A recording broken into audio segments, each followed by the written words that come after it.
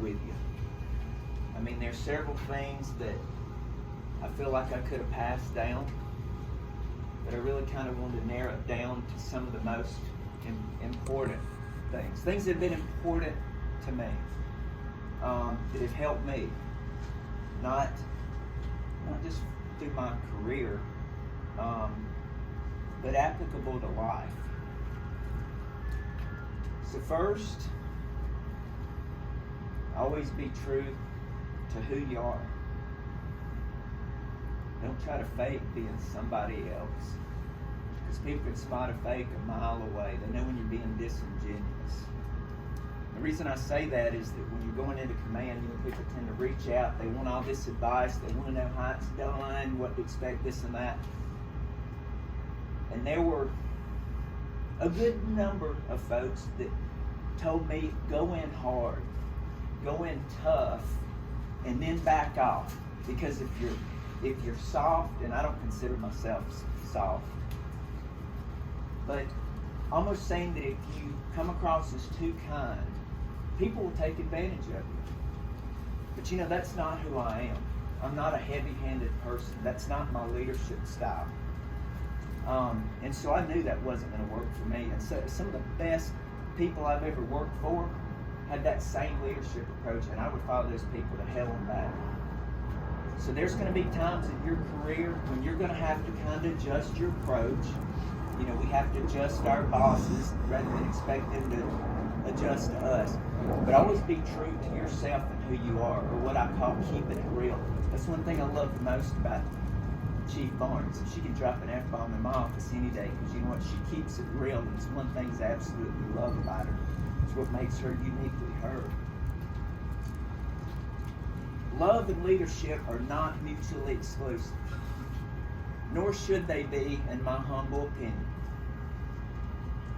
In our profession of arms, in a war-fighting organization, there's a hesitancy to get too deep. I recognize that, and that's okay. It's not a sign of weakness. You know, I grew up around people that say grown men don't cry, but that's not true. It's not a sign of weakness. I would encourage all of you. It's kind of like that old saying, people don't care. They don't care what you know. They want to know how much you care. God, I'm probably a good example, because I don't know if I know a whole lot. I always say I'm just a product of the Alabama public school system. It doesn't matter if you're the smartest person in the room. That's not going to get you anywhere. I would encourage y'all as leaders, as individuals, to be vulnerable. Express your emotions. It's okay. Show people your heart, because that's where you really start connecting people on a different level. And also remember that we're all human. Every single one of us are human. Just like that personal challenge that I had in my life, and not just Chief Barnes, but there were some other people that supported me a lot. None of us are immune to the challenges that life throws at us. We all share, regardless of our rank or our position, we all share the same hope, joys, fears, disappointments, every single one of us.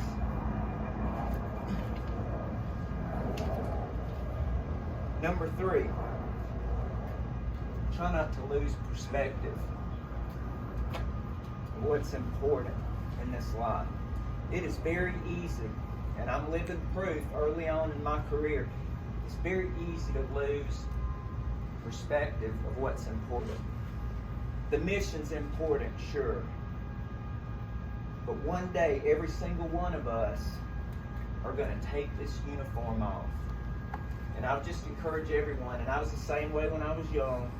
When you're young, you don't think about the what-ifs. You just kind of go through life thinking tomorrow's guaranteed, but it's not.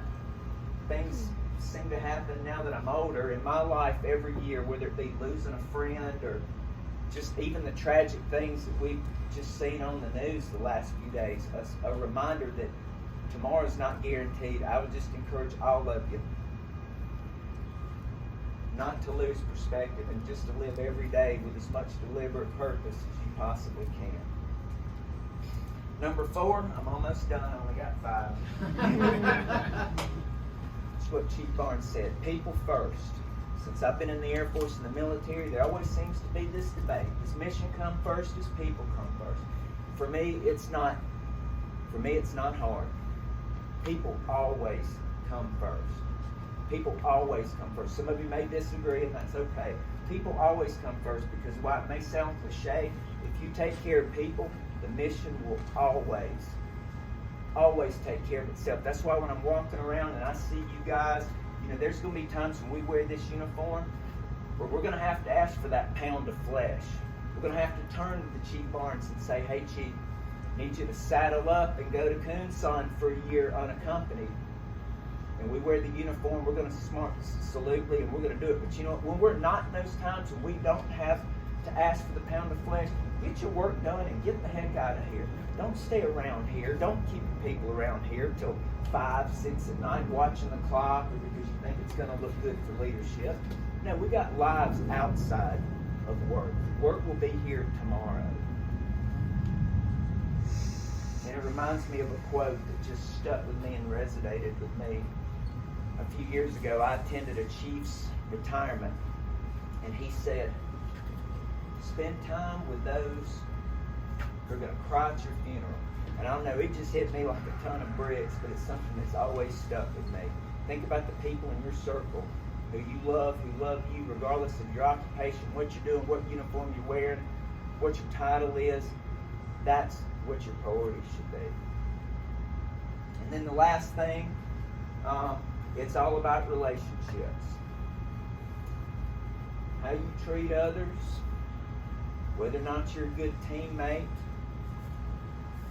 that trumps everything else. I know when I'm looking at somebody that I would work with or somebody I would hire, I'll look at the record and stuff. Some of the accomplishments may be impressive, but what I want to know is what kind of person is this to the core? What is their character?